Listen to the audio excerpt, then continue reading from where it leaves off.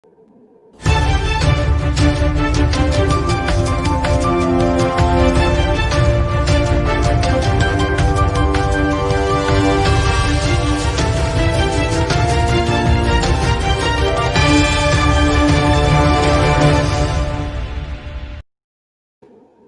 morning from Israel. I'm Rabbi Julie Weiss with Israel 365 News. And I'm David Sidman, your host. Let's get right to it. Today's top story, 3 people killed in blast in the United Arab Emirates.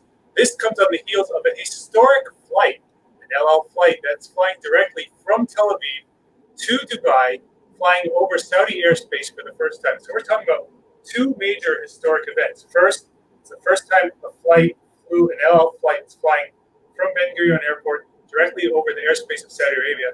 And secondly, the first time an El Al flight from Israel is flying from Ben Gurion Airport to a nation in the Gulf. And on the heels of that arrival, there were several mysterious blasts in Abu Dhabi. 3 were killed.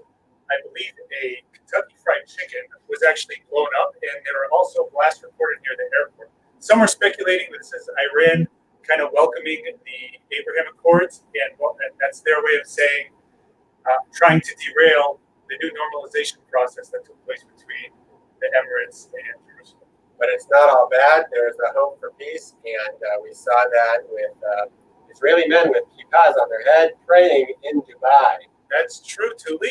Actually, the National Security Advisor to Israel, his name is Meir Ben Shabbat, also was on that historic flight. Now, we're talking about a religious, God-fearing Jew who is one of Netanyahu's closest and most trusted advisors.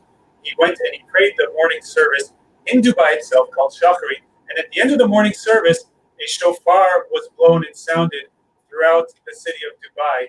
And that is also truly historic, that in the month of Elul leading up to Rosh Hashanah, a shofar was blown in a Gulf state.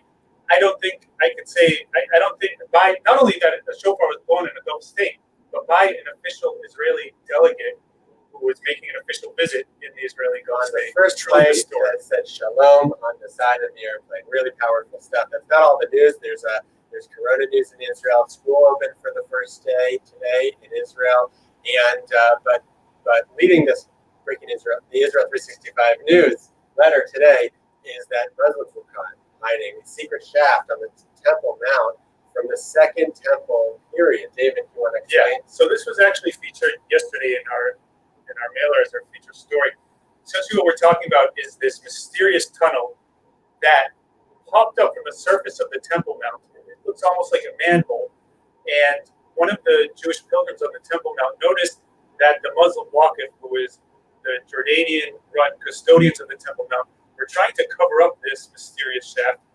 Archaeologists are saying that it came from the Second Temple period, with some even speculating that that very tunnel leads to the Holy of Holies, to the Ark of the Covenant, underneath the Temple Mount. And just today, the Israel Antiquities Authority was not able to investigate, and the police actually sadly allowed the Waqif to cover up that very intriguing, mysterious tunnel that was discovered on the Temple Mount that's being widely underreported.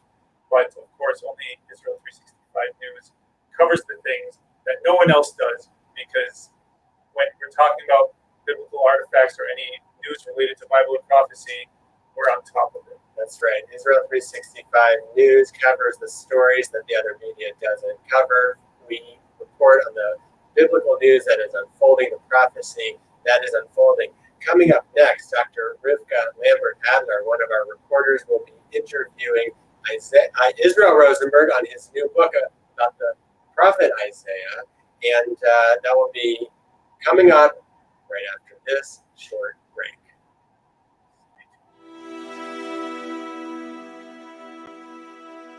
The prophet Isaiah says in chapter 40, "Comfort, comfort my people, O Israel."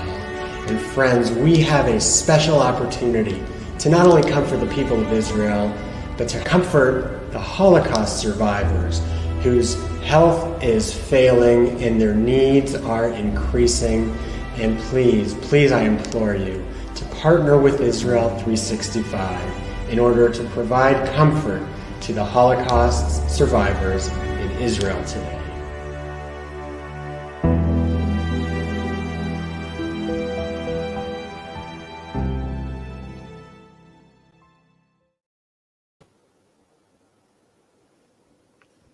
Hi, I'm Israel 365 news reporter Rivka Lambert-Adler. Jerusalem's tour guide, Israel Rosenberg, has written a very exciting new book explaining 64 significant passages from the book of Isaiah from a traditional Jewish perspective, specifically for Christian readers. We have a few questions for the author of Isaiah, End Times and Messiah in Judaism. Welcome, Israel Rosenberg. Thank you very much, Rivka. It's wonderful to be here. So we'd like to ask you to tell us about the Great Isaiah Scroll and the role that it plays in your new book. The Great Isaiah Scroll is one of the Dead Sea Scrolls that was discovered about 70 years ago. It is 2,100 years old, and I use segments of the Dead Sea Scroll, of the Great Isaiah Scroll, in every section of the book that I translated. So anyone who's reading my book will see actual pieces of that text. It is a remarkable document, and it proves that what we have today is accurate and still volatile, still viable today. It's quite remarkable. Great. Can you tell us about this Jerusalem 5800 project and how that relates to the verse in Isaiah chapter 2, verse 2? Absolutely. What I'd like to do is actually read that verse from my book. People hearing this translation will hear just a little bit different sound to the translation, because I'm translating how the words sound today in Hebrew, in modern Hebrew. And it goes like this. And it will be in the end of days that the mountain of the house of Hashem, Hashem is God in Hebrew, will be established at the head of the mountains and lifted up from the hills, and all the nations will stream toward it. Now, what we're talking about is a prophecy for the future. And that prophecy is actually happening now. The amount of people pouring into Israel and looking and coming to see the old city is growing every year. And the idea of the Jerusalem 5800 project is to plan for this, because to develop the city, to be able to handle such massive amounts, they're predicting tens of millions of people every year coming to visit Jerusalem. The plan is by Mr. Kevin Bearmeister. It's his brainchild, and it's a remarkable vision. He's a visionary to think, how can a modern city handle a huge increase in tourism that is expected and predicted in the Bible? Incredible. Okay, one more question for you. Rosh Hashanah is coming, and I want to talk for a moment about the shofar, the ram's horn, that's a big part of Rosh Hashanah, and how that's connected to Isaiah 27:13. How does the shofar connect to the end of days? Well, we have a prediction, not only in Isaiah, but in other prophets as well, that the sound of the shofar will be blown to announce the redemption in full swing. And in fact, if you'd like, I happen to have with me, just keep it handy all the time. I'm going to blow a couple blows so people can hear. This is a shofar. It's made from a ram's horn. You can see it's hollowed out. And we Jews use this in all sorts of different kinds of prayer. For example, every day now we have a blowing of the shofar, as was mentioned in Dubai. They blew the shofar. That's because every day in our prayers we do it. So I'm going to blow just for a moment.